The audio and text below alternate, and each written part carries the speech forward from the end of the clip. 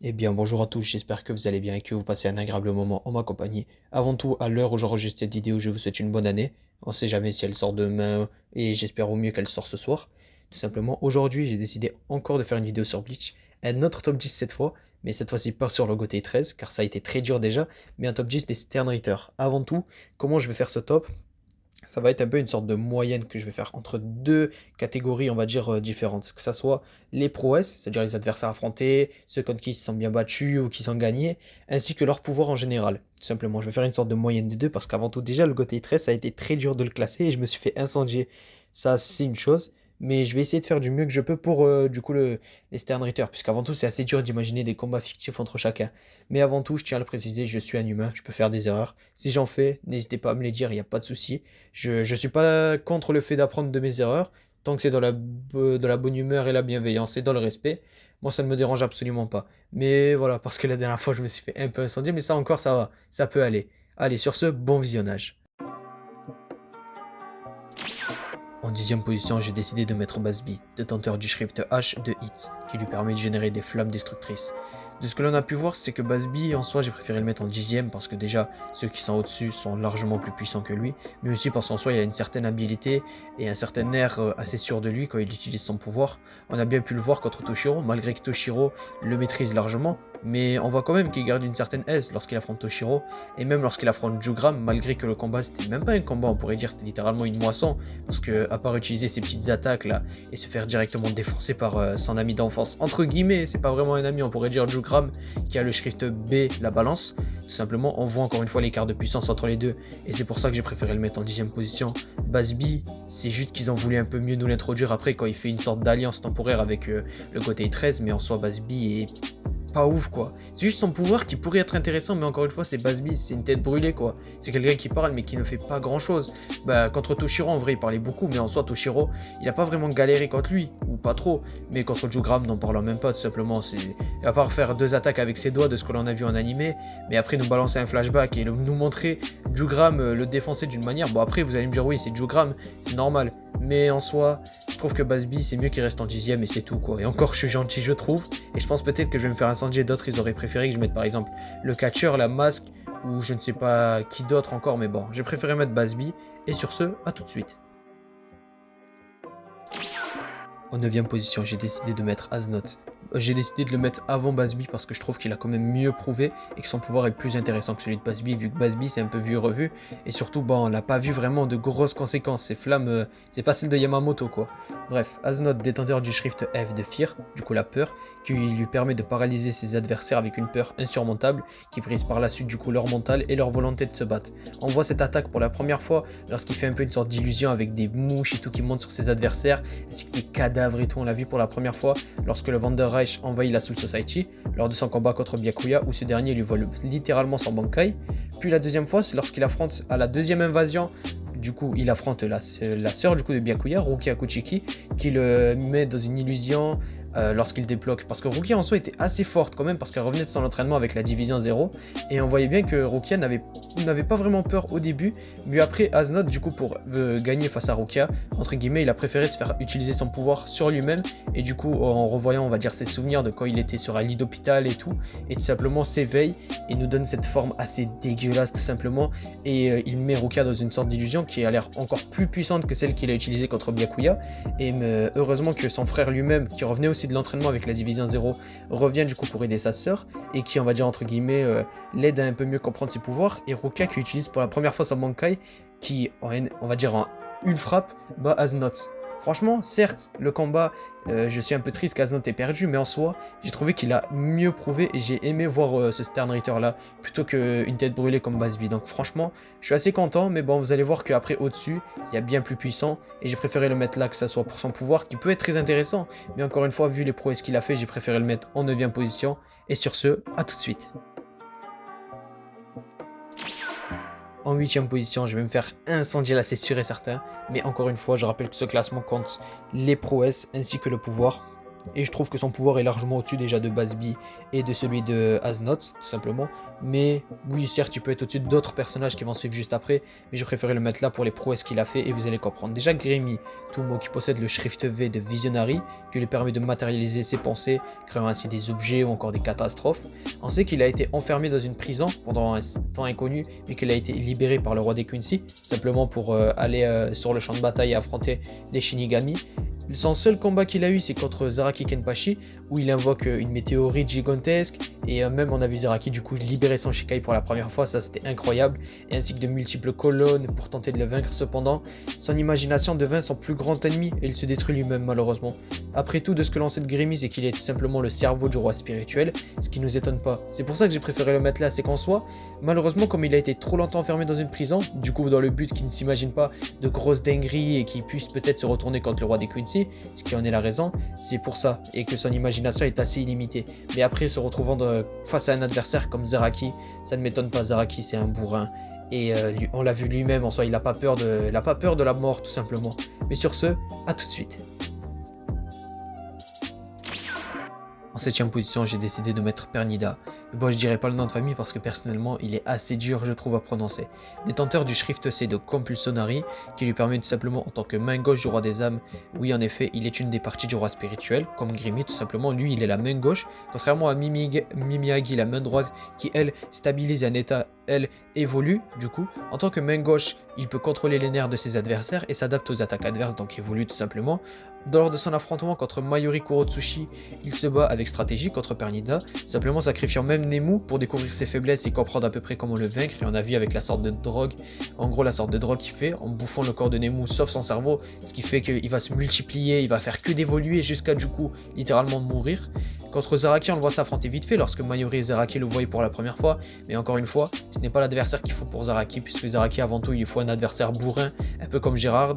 Simplement Zaraki est gravement blessé, il perd même son bras en tentant d'affronter Pernida, et on voit à quel point Pernida est assez dangereux tout simplement quand on ne sait pas ce qu'il est. Mais bon, sur ce, à tout de suite. En 6ème position, j'ai décidé de mettre Askin Naklovar, détenteur du Shrift D de Dead Delaying, qui lui permet tout simplement d'ajuster la dose létale à une substance afin de la rendre mortelle, que ce soit pour même des choses inoffensives telles que le Reiatsu, l'énergie spirituelle de quelqu'un, ou son oxygène. On a pu le voir lors de ses affrontements la première fois lorsque il se fait poursuivre par Grimjo alors qu'il n'a pas du tout envie de se battre, il lui balance une sorte de cadeau qui du coup l'immobilise pendant un certain temps. Puis ensuite il affronte Yoruichi après que ce dernier ait déjà affronté son frère auparavant du coup, où il arrive à l'empoisonner avec son propre Reiatsu, prouvant ainsi son intelligence et sa puissance. Puis face à Kisuke Ohara qui se joint à la bataille, qui malgré son Bankai qui est assez puissant, Askin survit en effet et n'est vaincu que grâce à une attaque de Grimjo, parce que tout simplement Ohara, malgré qu'il ait son Bankai activé, il n'arrivait pas vraiment à l'atteindre et il fallait que Grimjo finisse le travail. Mais de ce que l'on a pu voir, Askin est un personnage qui n'aime pas... En fait ça dépend, parfois il aime se battre, mais quand il se sent obligé, il est très puissant et surtout il est très intelligent, il se voile beaucoup la face. Ça me fait un peu penser à Stark, mais voilà, tout simplement. Bon, sur ce, à tout de suite. En 5ème position, j'ai décidé de mettre Ryo Ishida, détenteur du Shrift A antithèse. J'ai préféré le mettre là puisque contrairement aux autres, il est avant tout un 100% Quincy. La preuve, le roi des Quincy lui-même veut que ce soit lui sa relève, tout simplement. On a pu voir aussi son pouvoir, le Shrift A l'antithèse, qui inverse les effets, donc les blessures ou encore des situations, entre lui et son adversaire.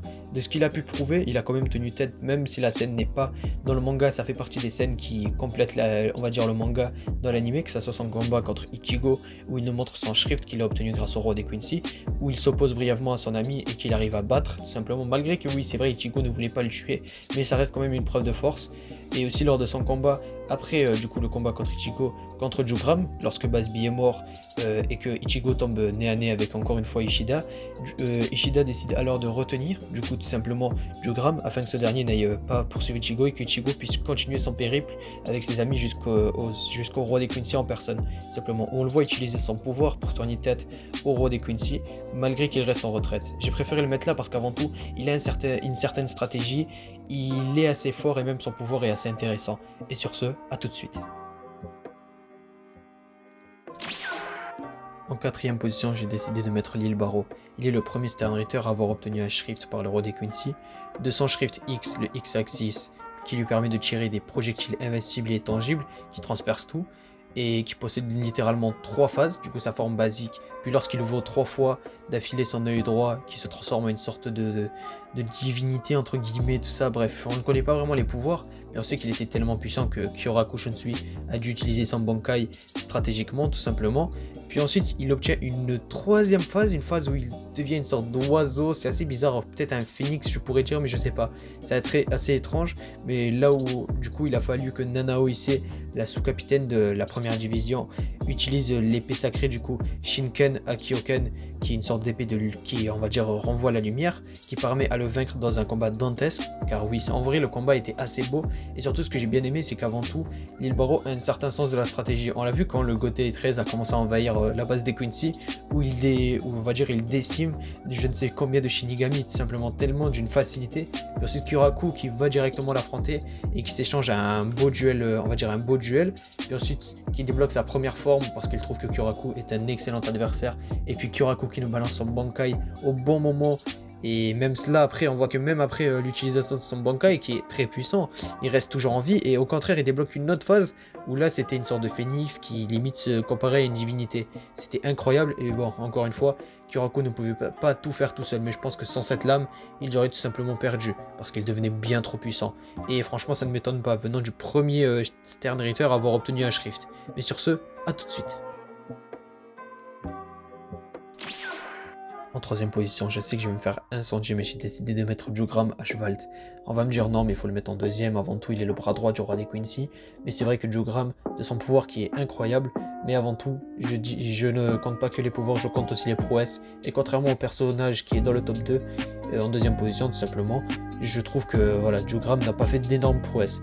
Alors Jugram de son Shrift B, la balance qui lui permet de redistribuer la chance et la malchance, causant une justice divine contre ses adversaires, il peut utiliser The Almighty, le Shrift du roi des Quincy, en son absence. On a pu voir qu'il a affronté Basby lorsque ce dernier est revenu le revoir lorsque le Gotei 13 est parti envahir les Quincy. On a pu voir un petit échange de coups, mais encore une fois, c'est pas une grosse prouesse vu qu'avant tout Jugram n'a pas eu la moindre difficulté à le battre. Ensuite, on voit après Basby du coup son combat contre Ishida lorsque Ishida décide de le retenir pour qu'Ichigo puisse avancer lors de la bataille. On voit que Jugram utilise son pouvoir contre Ishida, et même dès le début, on voyait bien que Jugram surveillait Ishida, que ce soit contre ses alliés, ses anciens amis, et même contre la division 0, bref, simplement.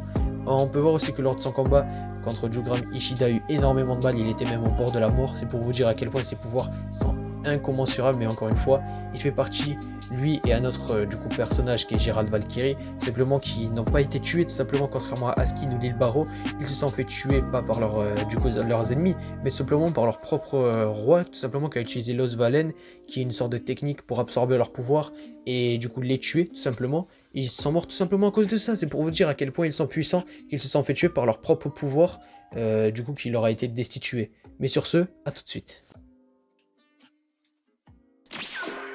En deuxième position, j'ai décidé de mettre Gérard Valkyrie, qui représente le cœur du roi spirituel, détenteur du Shrift M de miracle qui lui permet de convertir les dégâts reçus en force et en taille accrue, ce qui le rend pratiquement indestructible. On a pu le voir, il a affronté énormément d'adversaires, que ce soit des sous-capitaines comme Renji Rukia, que ce soit les Vizard vite fait, mais bon malgré tout, encore une fois Renji Rukia c'est juste par faiblesse, ils n'ont pas pu faire grand chose, ils ont été dépassés, mais ce qui est encore plus incroyable, c'est qu'il a affronté 3 des plus puissants capitaines en même temps, que ce soit Byakuya Kuchiki, Toshiro Itsugaya et Zaraki Kenpachi.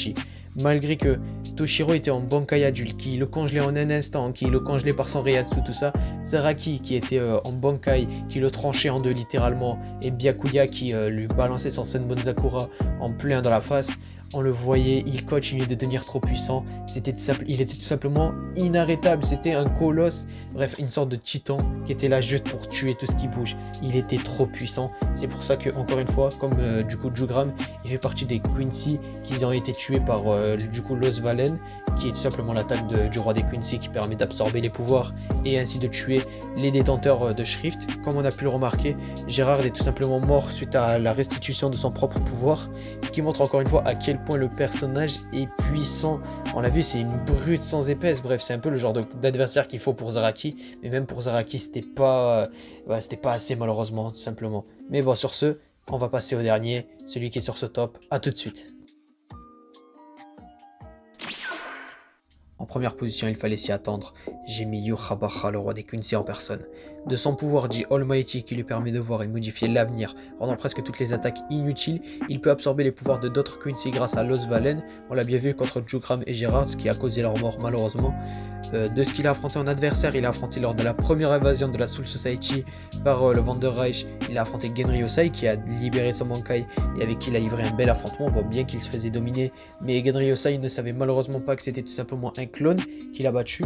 On l'a bien vu contre Yosuke Ishibai avec qui il a livré un beau combat, mais était à ça de se faire battre, sauf on va dire de se faire battre par Ishibai, sauf que tout simplement il a utilisé son pouvoir dit Almighty pour tout simplement retourner la situation contre Ishibai et le vaincre.